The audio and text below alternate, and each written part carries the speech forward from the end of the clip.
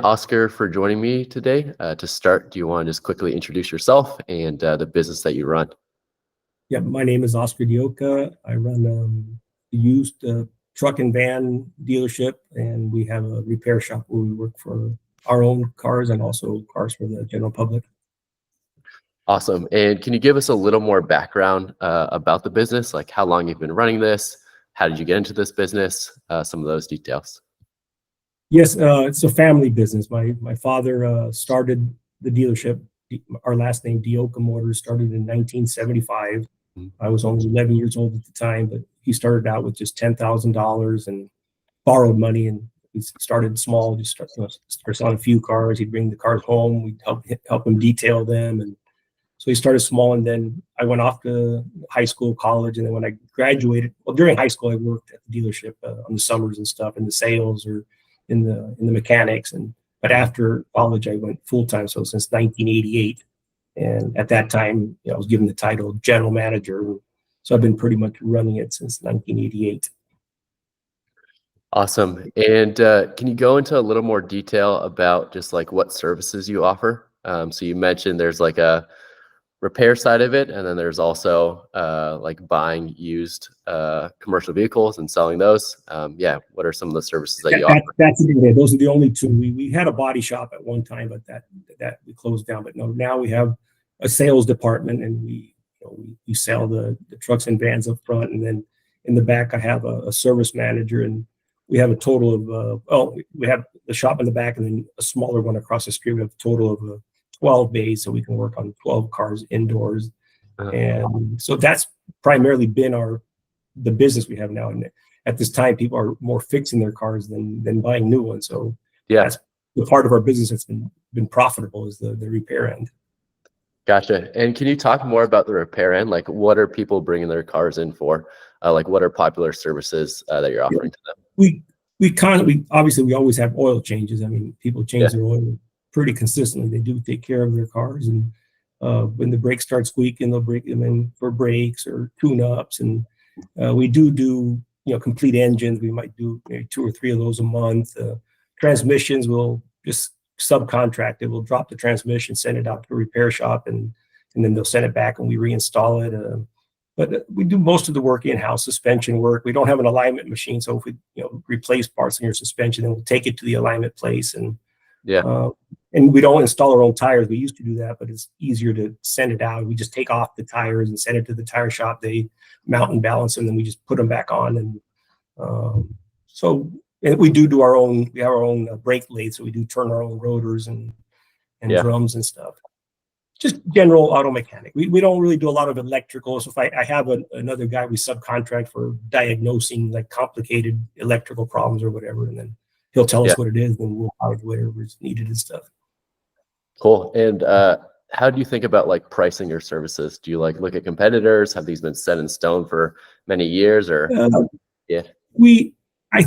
I don't know what other people charge, but our customers keep coming back. We charge most of the time pretty good prices on our parts because we buy in volume. And so we normally mark it up between 20, depending on the customer, 20 to 30% on the parts. And our labor, our quoted labor rate is $80 an hour, but we normally charge like 60 to 65. I know the dealerships are way up in the hundreds, and most people are up in the 80s and what have you. So we think we're a bit cheaper than most people around us. Yeah. And then you mentioned, so you do some of the work in-house, and then you also subcontract for certain things. Is it you're just subcontracting like more of the specialty stuff, or how do you decide? We don't have like a transmission expert, so we can obviously remove and replace it, but we cannot take it apart and rebuild it. We don't know about transmissions. And on air conditioning, we can do simple stuff like a compressor is bad or whatever, but diagnosing an AC problem, we have to subcontract it. And on the subcontract work, we normally mark it up about 20% because we have to drive the vehicle there, and they're giving me a better price than they would give you if you drove it off the street. So if I have to take the car somewhere, whatever they charge me, I'll mark it up 20%. Gotcha. So it's really based on like your staff and expertise, and if you don't have that expertise, you subcontract it, and then you mark it up a little bit, so you still make a profit on the service. It'll still be cheaper if that customer took it to the place themselves. Okay, cool. And then kind of curious about like how you guys have gotten like new customers over the years? Like, do you do any marketing? Like, what has worked well for you guys? Yeah, we used to do a lot of back in the 80s and maybe some in the 90s. We did advertising on TV, radio, but lately we have zero marketing. We get some walk-in customers, but being around for almost 50 years, like today or not today, yesterday, I sold a lady a car that bought her three, and her last one she bought in 17, Yeah. and then I sold another gentleman a truck that he bought. He bought one 9 years ago, and this is his second one. So we get a lot of the repeat customers or customers that get recommended by somebody. So I don't really have a lot of brand new customers. That I don't get that many a month. Yeah, kind of curious. So like if someone was to start like a new auto repair shop, let's say like you were in charge of that, like how do you think they would go about getting like new customers? Do you think like have you heard from other auto repair shops of like how they're doing it, or any insights there? All the repair shops around us, and there's quite a few on Alameda and on Firestone, they've all been there a while, or like if the owner dies or something, his son takes over, a family member or one of the employees. So it's really an established place that has their clientele.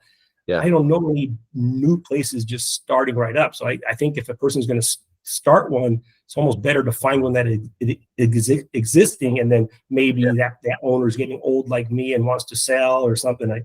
I would recommend taking over one that's already established. I mean, starting from the ground up, I don't know how you would get customers and stuff. You got to pay the bills from day one, and you can't just open the door and expect customers to, they already have their mechanic. It's hard. They're not going to just switch overnight. Yeah, that makes sense. It might make more sense for someone to just like acquire a customer with like an existing customer base rather than trying to get one off the ground completely by themselves. And then, yeah, kind of curious, like you've been in this business now for a long time. Like what skills or experience do you think you need to run one of these businesses successfully?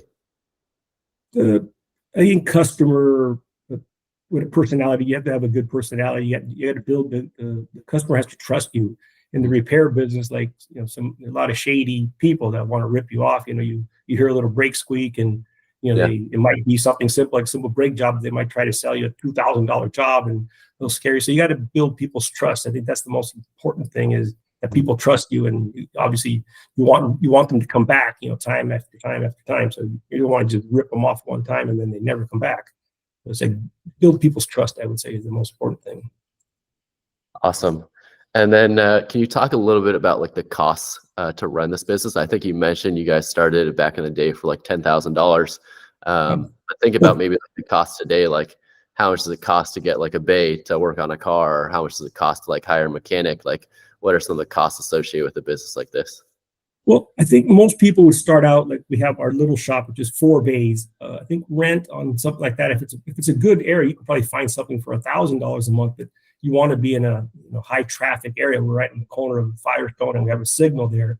So my little 4 bays plus a lot of outside parking, maybe 20 cars can be parked outside. Yeah. That place like that will go for about $5,000 a month. Mm-hmm. And then the licensing is not very much money. The garage liability, on a small place like that probably costs like maybe $8,000 to $10,000 a month. Mm-hmm. And of course, electricity and what have you. So, and then your employees, you probably, if you're going to run a shop, you probably want to have one good mechanic that knows what the heck he's doing. Yeah. And then kind of curious to hear more about location. So you mentioned like high traffic area. Like what are some other things that you would look for if you were scouting a new location? In my case, we were in Southgate, and the clientele, we have Hispanic customers, maybe 95%. So my service manager and anybody dealing with the customer would have to speak Spanish, and obviously has to speak English. Otherwise, you're going to lose the American people. Yeah. And then sometimes you want to open a place in Beverly Hills because you want to charge more money. So we have to charge according to our area that we're in. We can charge a little bit more than a poorer neighborhood, but we have to be competitive with our neighborhood. So you pretty much want to decide who do you want your clientele to be. Not just a high traffic area that has all these rich people with BMWs and Porsches, and you don't even know how to work on them. Mm-hmm.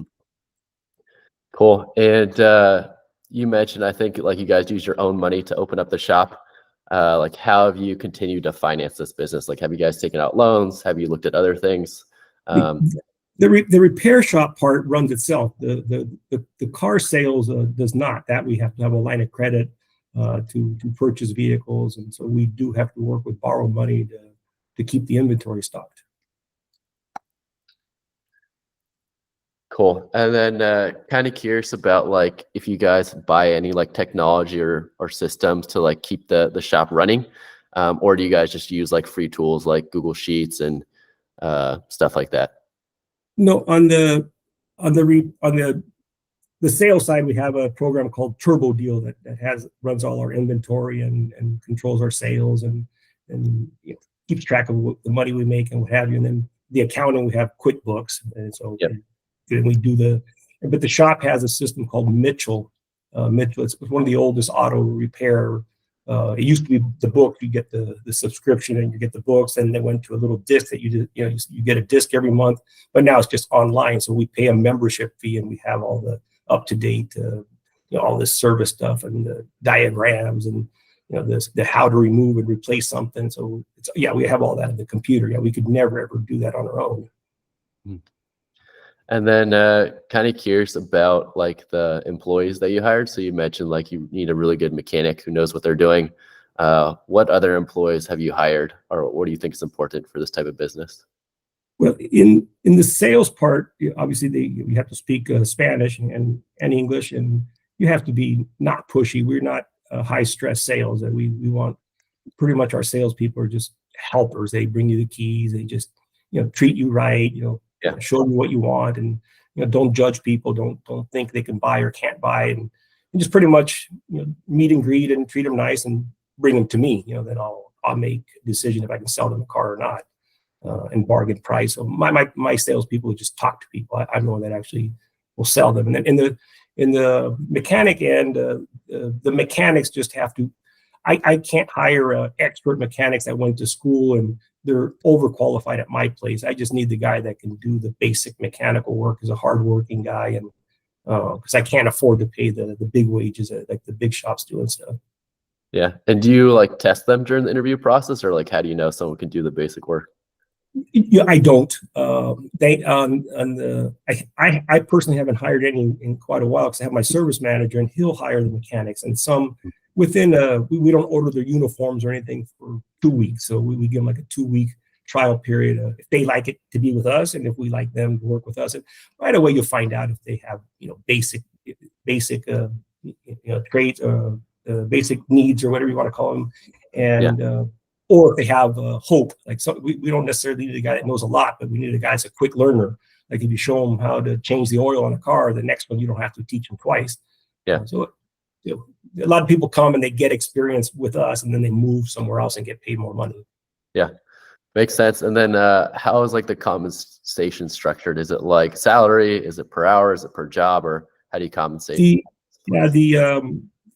The white collar, I have 2 secretaries, the salespeople. The sales get commission, but there's not a lot of sales now, so they're on salary. And in the shop, it's by the hour.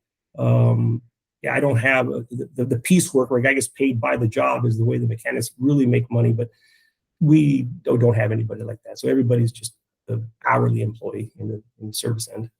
Yeah. And kind of curious for like a mechanic, like someone that you're hiring, what is like the average like hourly rate for a mechanic, one who maybe has like all the education versus like one who's just like getting their foot in the door and maybe doesn't have like all the credentials yet? Well, a good mechanic like just that came out of some kind of a trade school, and he's normally looking for $25 an hour to start with, and obviously he's going to want to be in the $30-$40 range pretty quick. I can't hire that guy. The guys I have don't have any schooling, they're just hard workers, and I start them out at $18 an hour if I can. Some I have to pay them at $20, and then the highest guys I get paid only $22 an hour. I mean, our low prices don't allow me to pay a lot of money, but we give them little perks. They get the vacation days and the off days and coffee, and we think we treat them right, but I don't pay the big bucks. Yeah. And then is there any like seasonality to this business? In the repair end, we see some people like that were holding off on repairs. They might do it when they get a tax return, but I don't see a lot of tax returns anymore. And But so no, I think when your car breaks down, you fix it.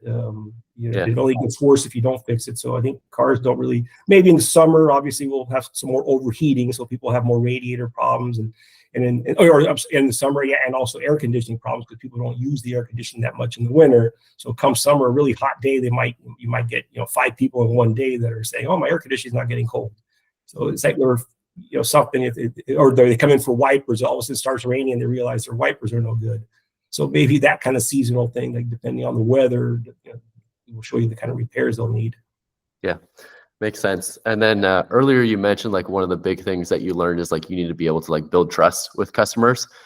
Kind of curious, like you've been in this industry now for so long, like what are other things that you wish you maybe knew at the beginning that you know now? So like maybe what are some of your learnings over the years? Yeah, I reviewed that question. I don't. I think in our end we had some rough years. We had really good years, and being almost 50 years in business, I think sometimes you got to like maybe know when to give up. Like back then, we bounced back and all that, but we've made millions of dollars and then lost millions of dollars, and so I don't know. I mean, sometimes I just wish I knew, like gambling. You wish you knew when, like if you're up 100,000, you wish, okay, let me walk away with that, or maybe you did walk away and that 100 would have been a million. And so I don't know. But I guess that's just luck. You never know what the future is, and so, I mean, I'm hoping we went through a little rough spell, last year. And now, but we've seen some good signs so far this year. So I just wish I knew what year is going to be good and what year is going to be bad, so I can make proper decisions for my future. Yeah, makes sense. And then, so we've talked a lot about like the service side of the business, so like the auto repair shop. Kind of curious because like the other side of the business is like you're purchasing vehicles at auction and you're reselling them, and these are commercial vehicles. Like why does that business make sense alongside like this automotive repair shop? The salespeople, a lot of them that buy the cars from us, they end up being our customers in the service end.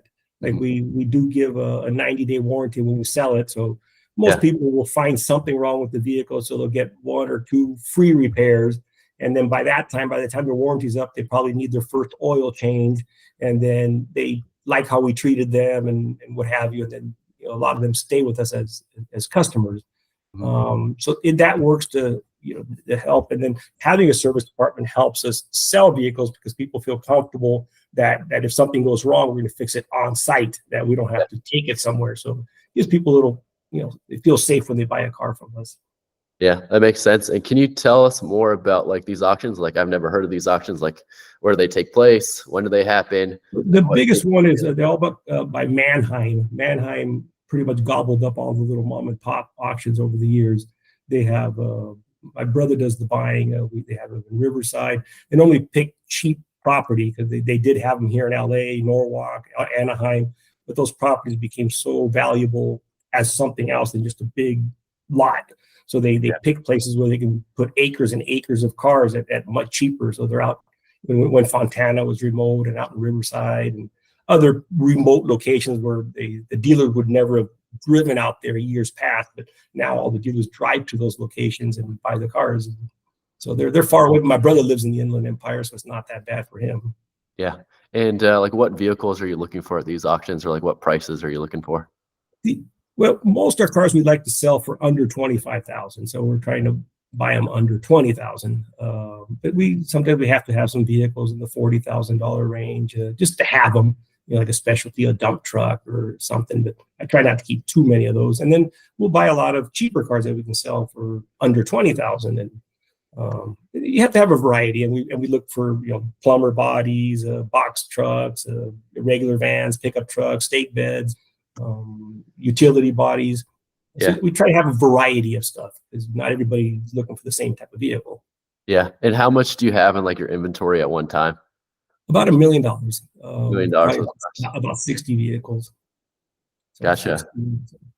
Gotcha. Makes a lot of sense the way you explained it, how like someone's buying it and now they can repair it if it gets broken or whatever. And probably just like a slimmer client base. So that makes a ton of sense. I guess last question is like, is there anything I maybe didn't ask you about that you think is important to know for someone who maybe wants to start this type of business?